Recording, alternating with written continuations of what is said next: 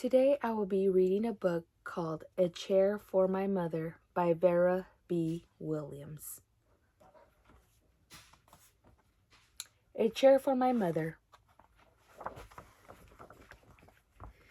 My mother works as a waitress in the Blue Tiled Dinner. After school, sometimes I go to meet her there. Then her boss, Josephine, gives me a job too. I wash the salts and peppers and fill the ketchups. One time I peeled all the onions for the onion soup. When I finished, Josephine said, "Good work, honey," and pays me. And every time I put half of my money into that jar.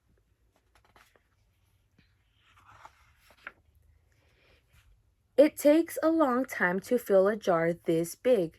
Every day when my mother comes home from work, I take down the jar. My mama empties all her change from tips out of her purse for me to count. Then we push all of the coins into the jar.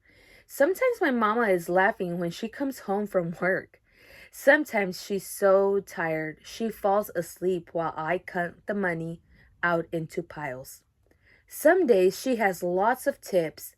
Some days she has only a little. Then she looks worried.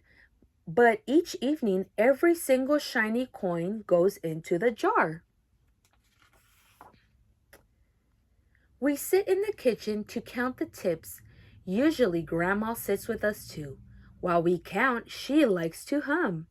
Often, she has money in her old leather wallet for us. Whenever she gets a good bargain on tomatoes or bananas or something she buys, she puts by the savings and they go into the jar.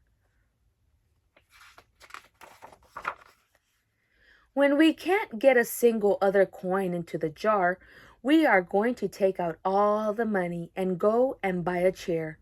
Yes, a chair. A wonderful, beautiful, fat, soft armchair. We will get one covered in velvet with roses all over it. We are going to get the best chair in the whole world. That is because our old chairs burned up. There was a big fire in our other house. All of our chairs burned. So did our sofa, and so did everything else. That wasn't such a long time ago.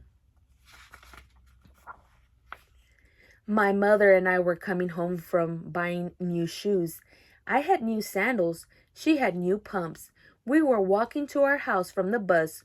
We were looking at everyone's tulips. She was saying she liked red tulips, and I was saying I liked yellow ones.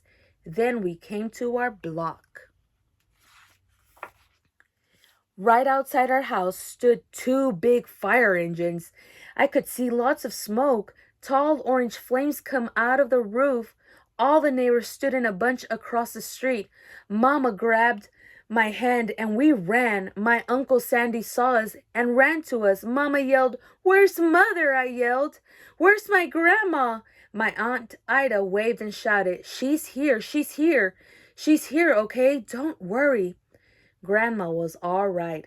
Our cat was safe too, though it looked a while to find her, but everything else in our whole house was spoiled.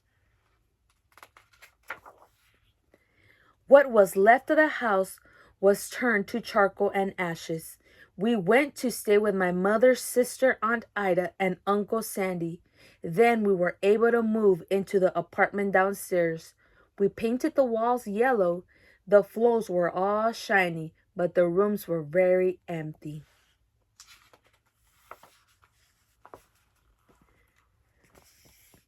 The first day we moved in, the neighbors brought pizza and cake and ice cream, and they brought a lot of other things too. The family across the street brought a table and 3 kitchen chairs.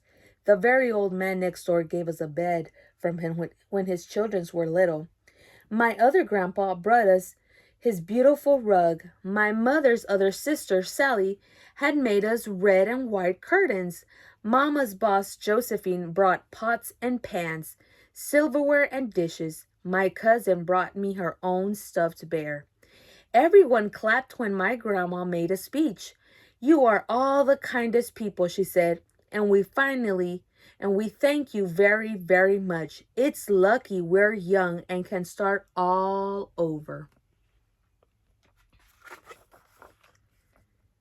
That was last year, but we still have no sofa and no big chairs. When Mama comes home, her feet they're hurt. There's no good place for me to take a load off my feet, she says. When Grandma wants to sit back and hum and cut up potatoes, she has to get as comfortable as she can on a hard kitchen chair. So that is how come Mama brought home to the biggest jar she could find at the dinner, and all the coins started to go into the jar. Now the jar is too heavy for me to lift down. Uncle Sandy gave me a quarter. He had to boost me up so I can put it in.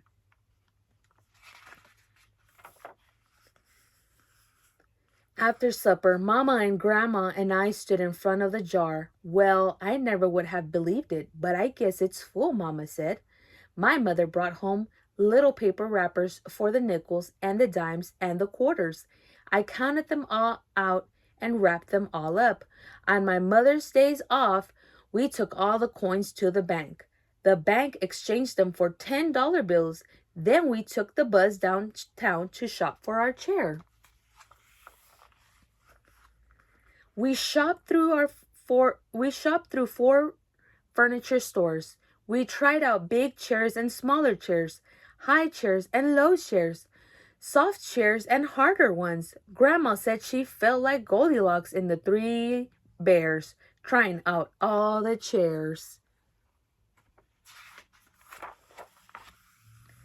Finally, we found the chair we were all dreaming of, and the money in the jar was enough to pay for it.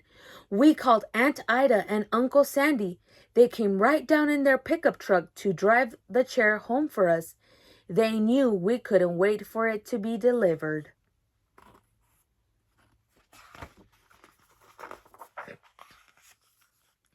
I tried our chair in the back of the truck. Mama wouldn't let me sit there while we drove, but they let me sit in it while they carried it up the door. We set the chair right beside the window with the red and white curtains.